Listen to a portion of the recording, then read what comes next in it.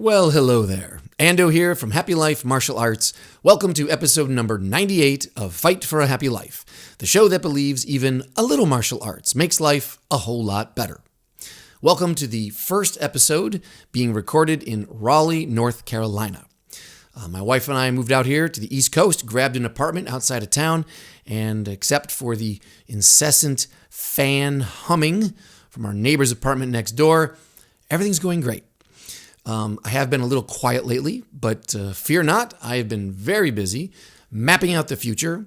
I'll have a bunch of new classes, videos, podcasts, and courses coming up, and I'm excited to see what you'll think of all of that. But today, that's not what we're talking about. Today, we're talking about the brain and how to tame your brain. And we'll do that by talking about how I tame my brain. In the past, we've talked about kindness, how being nice can actually work against you in the martial arts, particularly in self-defense. Being kind can get in the way. Well, what about being smart? Are you too smart for your own good? Now, I'm not talking about intelligence necessarily, something that you would measure with a test. How good are you at math or reading comprehension? I'm really just talking about thinking too much. Are you in your head too much? Are you listening to the wrong voices in your head? Is your monkey brain out of control, filling your head with doubts and fears and insecurities? Mine usually is. I'll tell you right now, I am a mind-based guy. Let's say we have these three powers in our bodies, in our lives. Mind, body, spirit, right? So you're thinking and you're feeling and you're driving. Okay? All of us, I think, have a different prime motor. Some people live from their groin, live from their guts and their instincts, and that can get you into trouble if you don't think a little bit. Some people lead with their heart, and that can leave them vulnerable, maybe overly sensitive. And in the case of the brain, if you think too much and you're not in touch with your drives and your feelings, then that can get you into trouble. So I'll tell you right up front, the big point of this show is going to be balance, how to balance your mind, your body, and your spirit so that you're always growing and learning and having the best shot at success in life.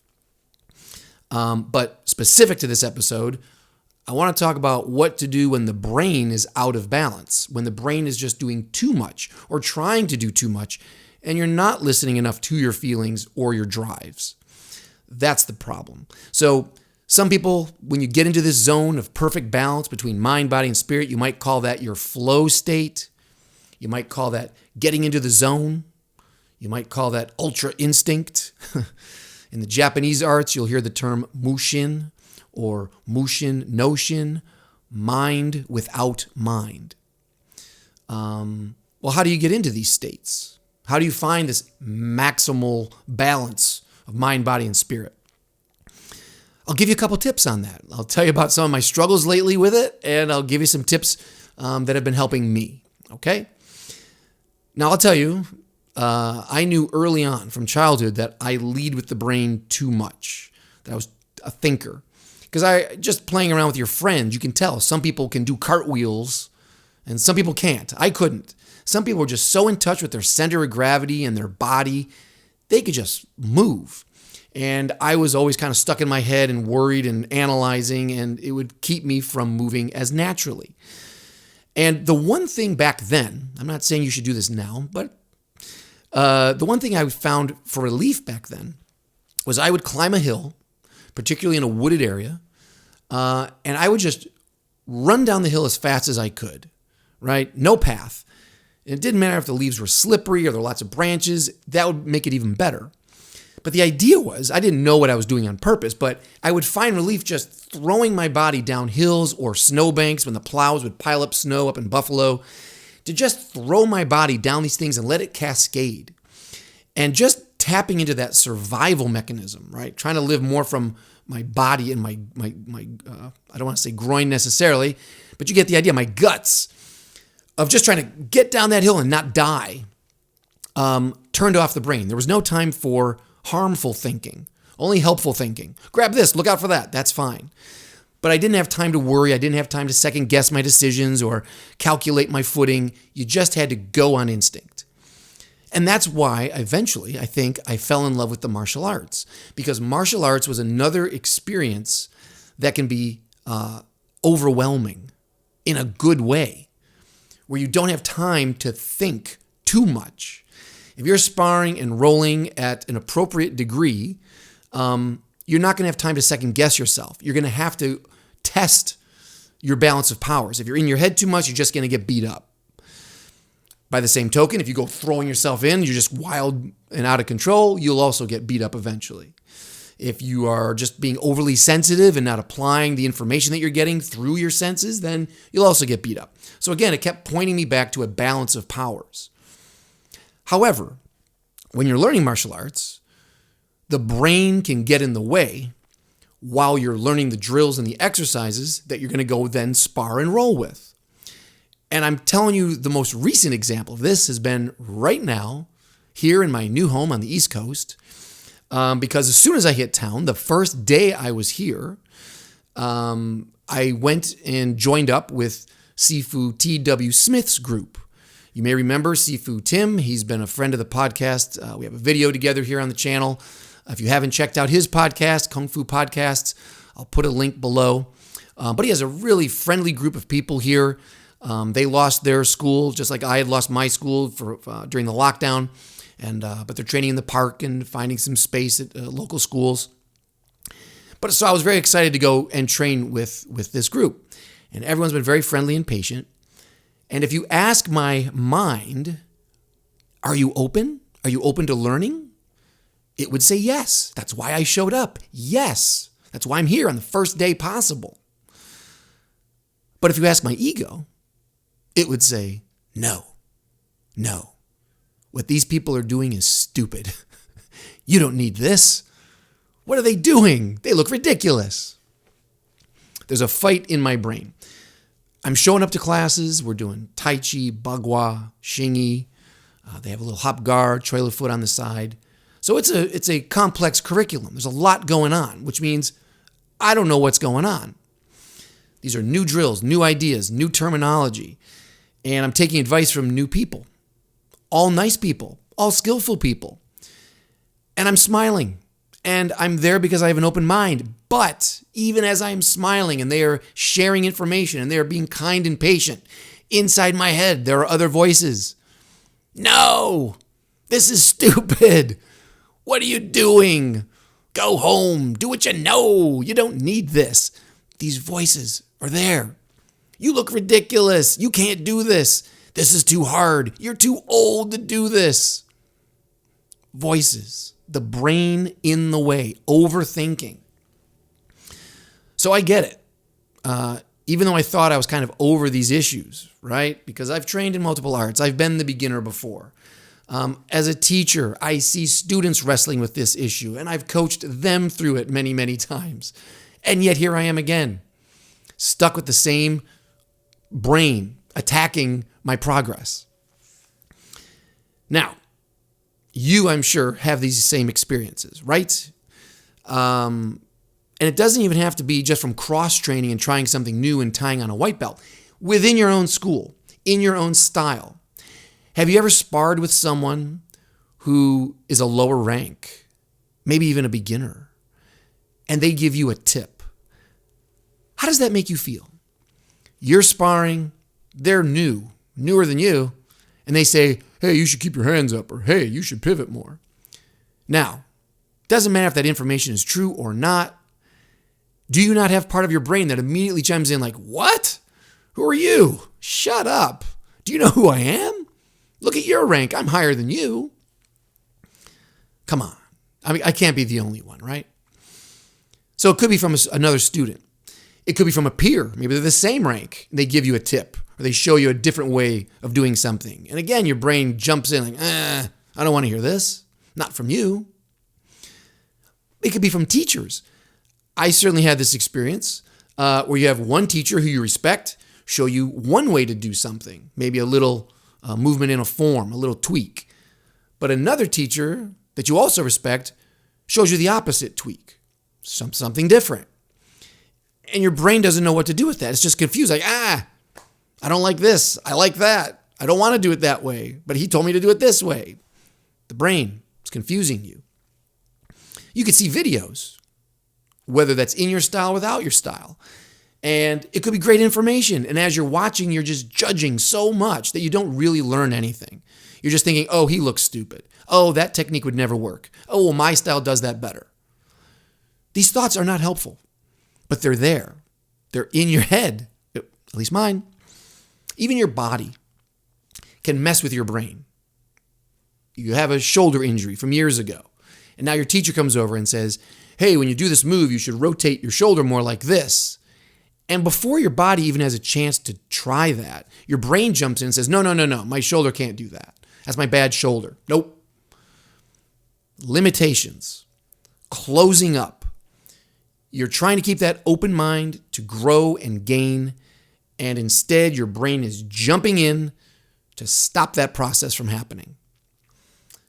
I even broke it down to 4 characters, if you like. 4 characters that you're going to run into at your martial arts school, or that you're going to end up playing in your martial arts school.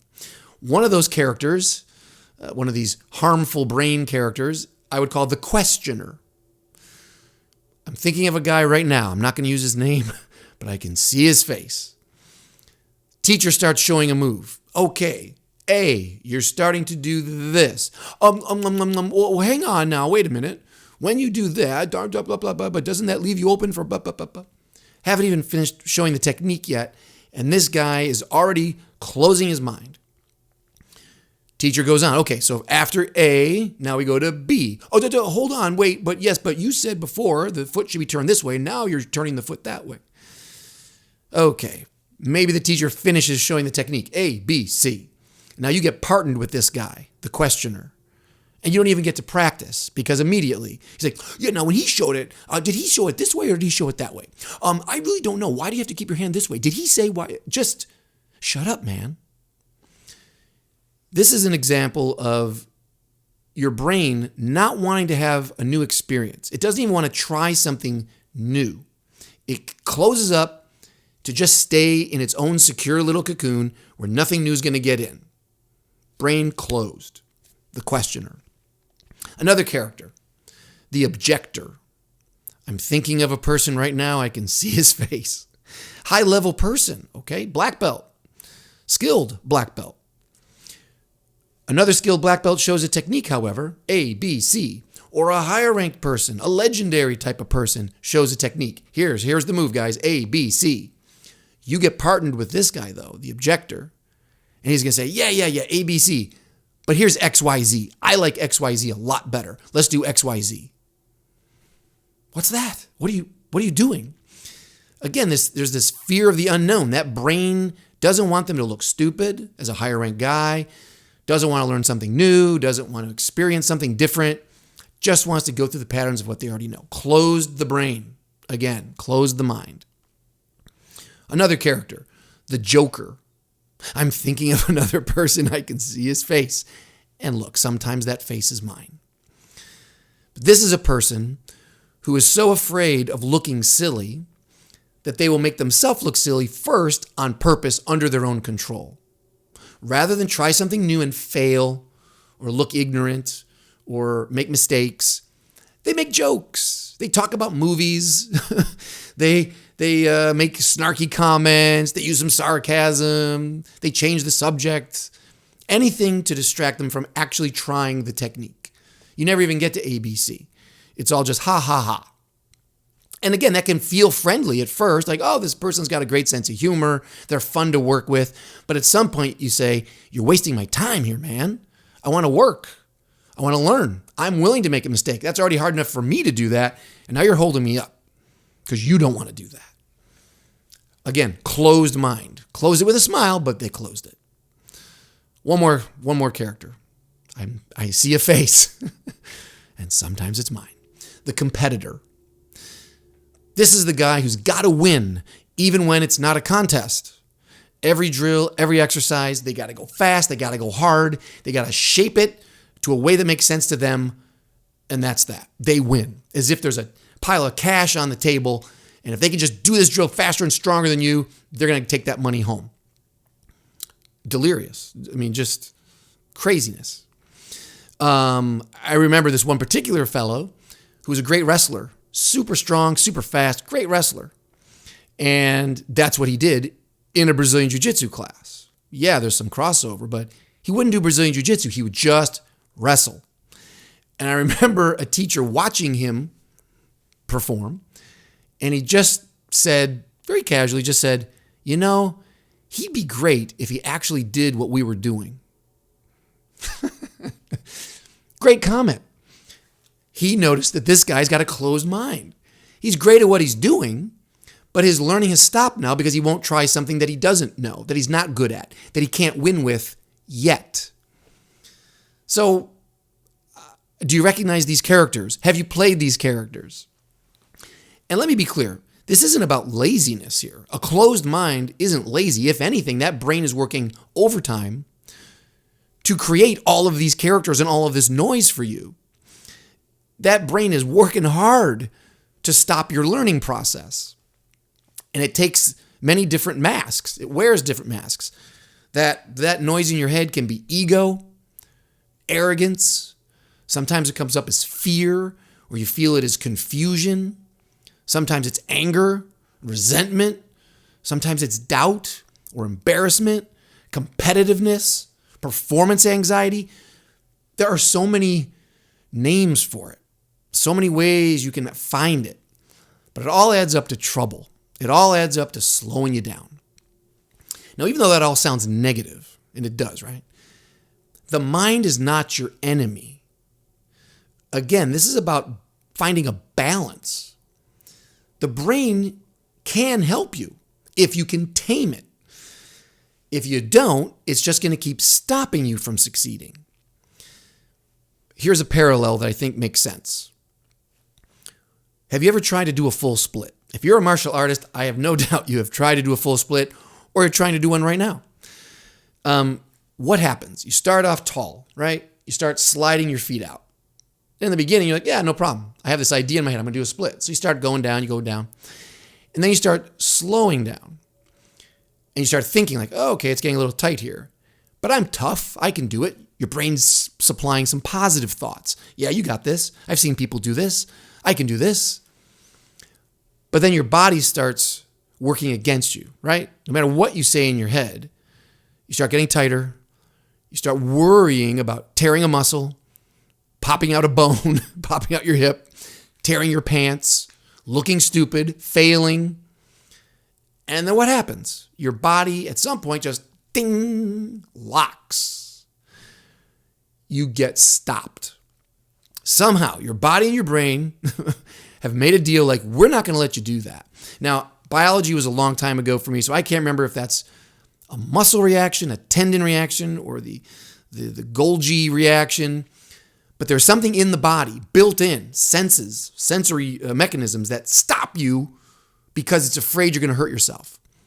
Your body has not seen you do this before, and it's not going to let you do it right now. Right? So we recognize that mechanism in the body. But that mechanism, I believe, is in the brain as well. You start off with an open mind. Hey, I want to learn something. Then here comes the new information. Here come these new experiences where you have the room to make mistakes and fail and look stupid.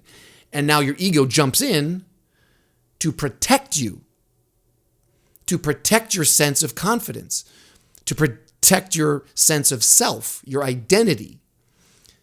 Your brain has done a good job of helping you succeed up to today, right? You're not a complete failure, no matter who you are.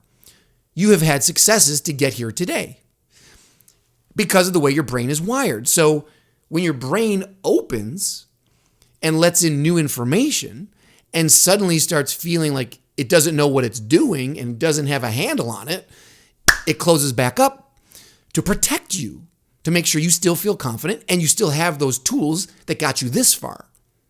It feels like you're going to go backwards if you open up your brain and you lose all your tools. You lost your edge. That's the problem. So I just want to make sure you understand, as I try to understand it, the brain and the monkey brain and the fears and the doubts and the insecurities, they are designed to help you. It's a positive thing. But there's a right time and a right place, and there's a right proportion to all that kind of noise. And we just got to put it in the right measure. Balance it out with the body and the drives, the spirit, so that you are a fully functioning human being and you're not getting stopped in your tracks. You're not thinking too much. Okay, so just to clarify a little bit before, I've got 3 tips coming up here to help, I think, tame the brain to win the game. Before I do, I just want to make one quick little point. This idea of Mushin, the mind without mind. It doesn't mean that idea, this being in the zone, sometimes you hear it talked about as if you're not thinking at all. So people will talk about their training in a way that it makes it sound like, yeah, the idea is to train so much that your body just does it all by itself. You don't have to think. And I just want to be really careful about that thinking. The thinking about no thinking. Even the term Mushin, the mind without mind, Mushin, no shin, it doesn't really mean no thinking. It means no harmful thinking, no restrictive thinking, no thinking that's going to get in the way of you succeeding at what you're doing. It's getting rid of the monkey brain. It's getting rid of all the noise that's keeping you from hearing things and seeing things clearly. Okay, so sometimes I know I hear it in martial arts said in different ways where they talk about this idea of like, oh, I didn't punch him with my fist. The fist punched all by itself. And that always makes me smile because I think it's crazy. Or at least it's misunderstood. Imagine being in a self-defense situation and you take out 3 guys and now you end up in court. And when you're on the stand, you testify, well, Your Honor, listen, I train in the martial arts and I really can't be held responsible. I wasn't thinking at the time. Yes, I see the surveillance video. I seem to have killed 3 people here. But to be honest, my hands and my feet did all of that on their own. I didn't think about it at all. You're going to end up either on medication or locked up or both.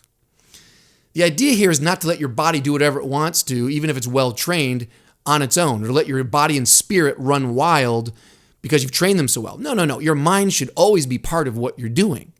There should be some strategizing. There should be some analysis. There should be some choosing going on. That's the balance of powers. Just like in government in the United States, we have 3 branches of government so that no one branch gets too powerful. You have another 2 to kind of check it out, the balance of powers.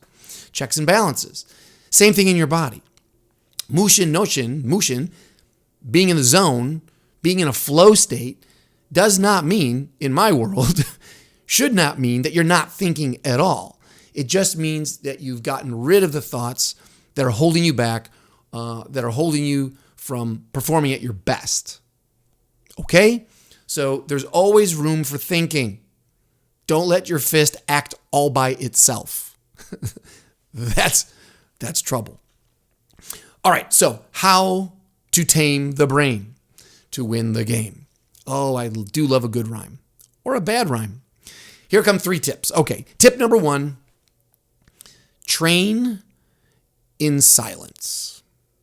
Train with silence. Train to be silent. I've talked about this one before, but it's still important. When I was a teenager in Taekwondo, I had a lot of personality conflict with my teacher. And I shot my mouth off. I couldn't be quiet. And that led to more trouble. And it was a huge growing experience for me to just learn to just shut up. Right? The questioner, the objector, the joker, that guy had no place in a studio, in a school. Because I wasn't there to learn anymore. I was there to protect my identity. Now, of course, a good teacher recognizes that and helps you work through that. But I would challenge you as well. The next time that your brain objects or questions or jokes, don't say anything. I'm not saying it wasn't a good thought or you're not right, but just the exercise of not voicing it, of not saying it out loud, gives your brain a different sense of control over what's going on. If everything that comes to your mind then comes out of your mouth, you just keep empowering your brain to say whatever it wants. Just keep giving me the noise because it's good enough to say.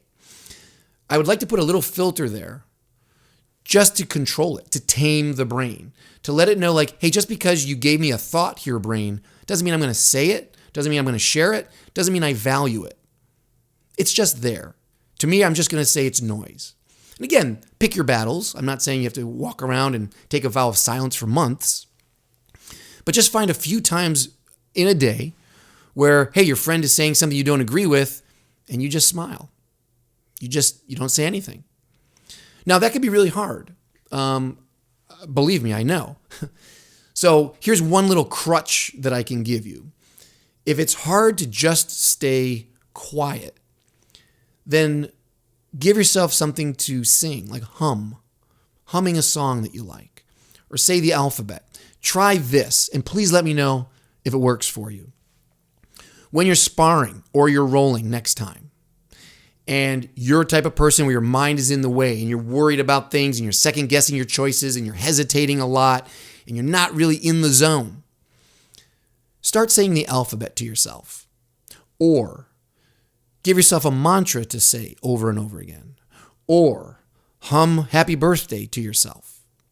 The idea here has worked for me is to just give your monkey brain, that part of your brain that's looking for trouble, trying to protect you, give it something to do. And then that opens up the rest of your brain to just get what you need to do done. It might sound nuts, but just give your brain something to do. Just start humming A, B, C, D, E, F while you're fighting.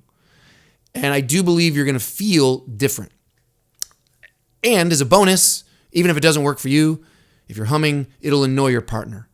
They'll think, what? Why am I not scaring this guy? He's humming? What is that? Give that a try. Let me know. Tip number 2, to tame your brain. Train with pain. I'm not talking about injuring yourself, but again, this is something we've talked about before. When I wake up in the morning, I'll tell you, first thing I do as part of my morning workout is I drop into a 5-minute horse dance and a 5-minute plank, and I usually wrap it all up with a cold shower. And I don't enjoy any of those, but the idea is specifically to get out of my head as soon as I can. Rather than start my workout with a bunch of drills and exercises or forms where I can immediately start judging and having memories and doubts and criticisms, I immediately want, because I'm a head-heavy guy, I lead with my head, I start my training by trying to drop my senses into my body. And, when you drop into a deep squat and try to hold that or a plank, the first minute or two, your brain is still really active. Like, yeah, no problem. Okay, what am I worried about today? What's going on in the world? And your brain's active and noisy. And then in that middle period, that 3 to 4 minutes, then your body starts demanding attention and saying, okay, up there, brain, that's enough of that noise. I need help down here. And that 4th to 5th minute, I'm out of my head. All the monkey brain noise is gone, other than going, oh my God, this is horrible. At some point you break through. You know how you talk about getting a second wind where your lungs kind of adjust and you kind of end up breathing more in a more relaxed state again. You're not panting. Same thing with the mind, I believe. You get a second mind. You get through the monkey brain, you get through the criticism, you get through the drama, and it just clears out. Eventually your mind says, okay, forget it. I'm not going to talk to you anymore. If you're not going to listen, I'm not going to talk to you anymore. And you say, oh, good. And then in that silence, now you've got a balance again between your brain and your body. So train a little pain. However that makes sense to you. Hold a bowl of cereal over your head for an hour. I don't care. But find something that makes you uncomfortable and just sit with it for a while until your brain shuts up. Tip number 3, train to say, okay. This is an example of replacing judgment with acceptance. Just accept it. My grandfather was the greatest example of this. One of his little catchphrases, what I remember him saying, he would say, okay for you. He's pouring himself a glass of port. Hey, want a glass of port? No, Grandpa, I don't drink. Okay for you. That's it. Wouldn't try to persuade me to take a drink or call me names for not drinking or judge. No, just okay for you. Accepted that I didn't want it.